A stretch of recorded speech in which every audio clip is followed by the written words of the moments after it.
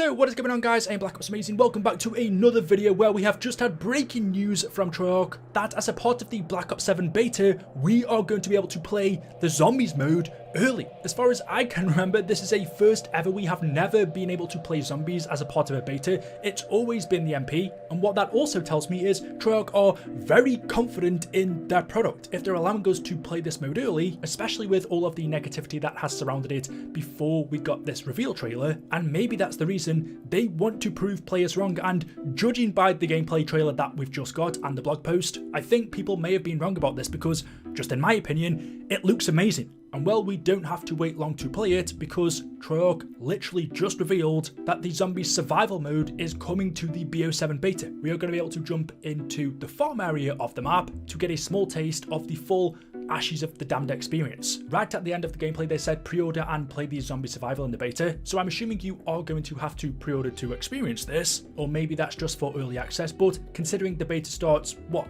next week? On the 30th of September, I believe it is, we do not have to wait long to get our hands on Black Ops 7 Zombies. Just in case you weren't aware, the full map is called Ashes of the Damned. It is a big, not open world experience, but a very large round-based zombies map that, very similar to Transite, is also split off into smaller survival sections, and it is one of those survival maps, the farm area, that you are going to be able to play. So that is the first bit of news. For me, that's really good because instead of having to watch other people play the game at COD Next and form an opinion from it, whether it feels good or not, whether it's drastically different to Black Ops 6 Zombies considering the two games were in development during the same time, and more so, it just tells me Treyarch must be confident in what they've made if they're allowing us to play it early, because remember, it's also not completely finished. We are still about 2 months from the game's release. I would expect to perhaps find a bug or two in there, or a few unfinished portions of the map, and maybe that's why Treyarch aren't allowing us to play the full experience. But yeah, that's great news. Another thing that was revealed by Charlie Intel,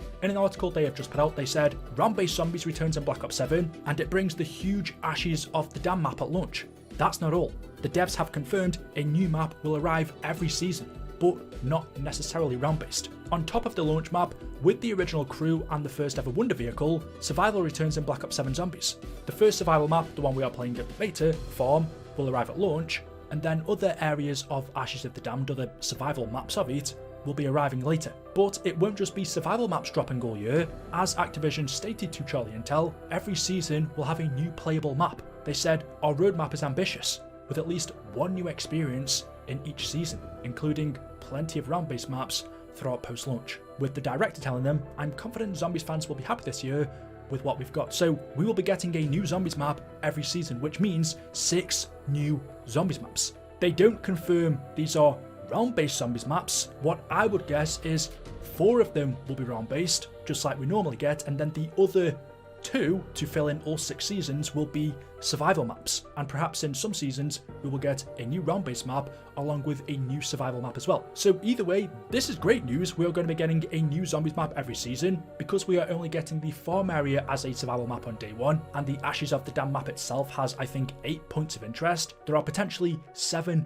extra survival maps there that Treyarch could take. So to fill in these seasons where we don't have a round-based map, what it sounds like instead is they will give us a survival map, probably one of the locations from Ashes of the Damned. I don't know how the round-based maps are going to work going into the future because this one's huge. I would suspect we are not going to be getting ones quite as big as this. This will be the biggest, and then we'll go back to the standard size. So will all of these survival maps come from Ashes of the Damned, or will future round-based maps be able to be turned into survival areas as well? The blog post that Treyarch put out is absolutely massive. There's so much to get into. These are really the 2 main points that I wanted to tell you guys about in this video, but just looking at some of the more interesting points about Ashes of the Damned, the new Wonder Vehicle is called Old Tessie. The map has a deadly network of roadways to travel between its main locations. Fortunately for you, there is a rusting pickup truck nearby that looks tough enough to withstand an undead battering, though it isn't quite battle ready yet. This truck is tough, but it isn't impervious to the forces of the Dark Ether, and after a severe battering, it can become temporarily inoperable. Keep an eye open on its reinforced steel frame and react accordingly if Old Tessie needs a pit stop. Methods to repair this Wonder Vehicle remain to be seen. Those who explore carefully enough may even discover a series of upgrades to improve their chances of survival, from a familiar former bus driver's head to a mountable DG2 turret. So because the map is so big, we have this wonder vehicle to drive around in, and whilst you can upgrade it, if you smash into too many zombies, you are also going to damage it, which means in order to repair it, you will need to stop off at pit stops. The new wonder weapon on the map is the Necro Fluid Gauntlet. Treyarch tell us, in addition to blasting maggot sacks to atoms with the classic ray gun and the ray gun Mark II, there is a brand new wonder weapon to wield in Ashes of the Damned. Upon discovery, the Necro Fluid Gauntlet is a black, skull-fanged glove that glows with a bluish-greenish hue. This ancient artifact seems to be deadly at both melee and long ranges, its umbral surface veins choked by a vicious liquid that the gauntlet seems to control.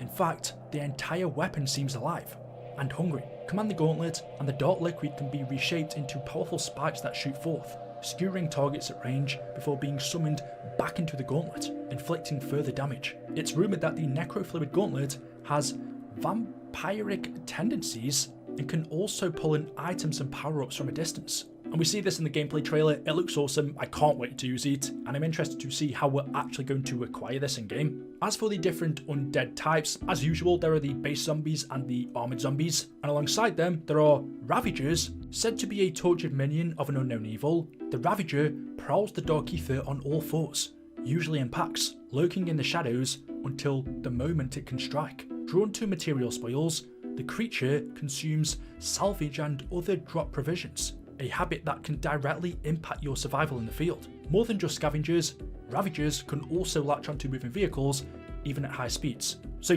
these are really interesting because they're quite different in how they act in game. Not only do they just attack you, but they also steal any loot, by the sound of it, that's dropped on the ground. And that's very common in modern day zombies because we have salvage, because we have equipment that we can pick up. Anything that you drop or that drops from a zombie, if you don't pick it up, these Ravagers are going to take it for themselves. And they are fast enough to jump onto the wonder vehicle if you're using it to move around the map. So they sound really cool. The other enemy is Zersa, an apex predator twisted by the Dark Aether. The Zersa is no ordinary bear, but a hulking undead monstrosity whose thick hide and parasitic infections make it an elite level threat. Driven by madness and aggression, it mauls with bite and claw strikes that not only deal heavy damage but also wound victims, leaving them vulnerable to lingering harm until they recover. When the Zersa roars into combat, expect it to charge in on all fours, battering through teams or slamming into all Tessie. As if its raw strength weren't enough, the Zersa is host to parasitic insects, also called zombies, that swarm from the hive-like growths infesting the beast's fur and skin. These clouds of stinging death add chaos to an already fraught fight. When taken on alone, the Zersa is a towering menace. Amid other threats, it becomes a mauling engine of devastation. Yeah, I can't lie, this thing looks absolutely terrifying. I'm normally not really too scared or bothered about new boss enemies, or elite enemies as they call it, that are added into zombies these days, but this one not only looks cool, looks scary, but its attacks, well, one, it's a big undead bear, but also it's fast, it can batter into the wonder vehicle, which is crazy, and it has undead bees infesting in its fur that will cause clouds of stinging death. But alongside that, there's some traps which we're not going to get into in this video. I will link the full blog post down in the description. All of the different modes in the game are standard, which is your regular modern day zombies. Directed mode, we've seen that. Survival, which as I've said are the maps split into smaller survival areas. And Cursed, which I covered in yesterday's video, but just in case you weren't aware, it is a mode that is tailored for hardcore players that features some legacy mechanics. They said, tailor-made for the hardcore, crafted for those seeking a more damning experience, with new layers of challenge to discover and overcome for access to unique rewards. This is one of Black Ops 7's biggest innovations, directly inspired by feedback from the zombies community. You can't even enter Cursed until you've fulfilled certain criteria.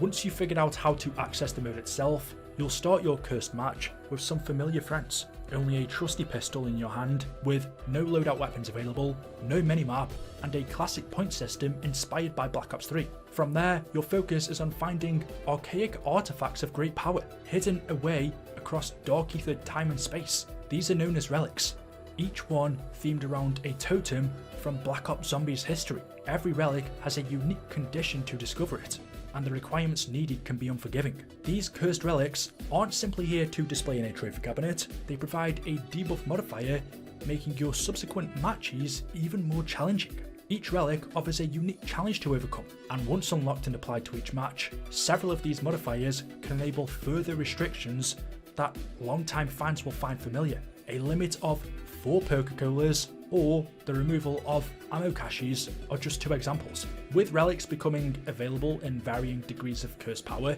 your future curse matches, available as private matches with the host collection of relics available to pick from, are set to become even more hectic as you hunt down more dangerous artifacts. Each Black Ops 7 map will also have more relics to discover throughout the post-launch seasons. And then there's a ton more to get through as well, but those are the main points I wanted to point out in this video, which sound amazing. So there we go, you'll be able to play Survival Farm for yourself in the early access beta. Let me know your thoughts in the comment section below. As always, hopefully you've enjoyed. I think this looks great. Drop a like rating if you have, make sure you are subscribed to the channel, and I will see you in the next one. Until then, goodbye.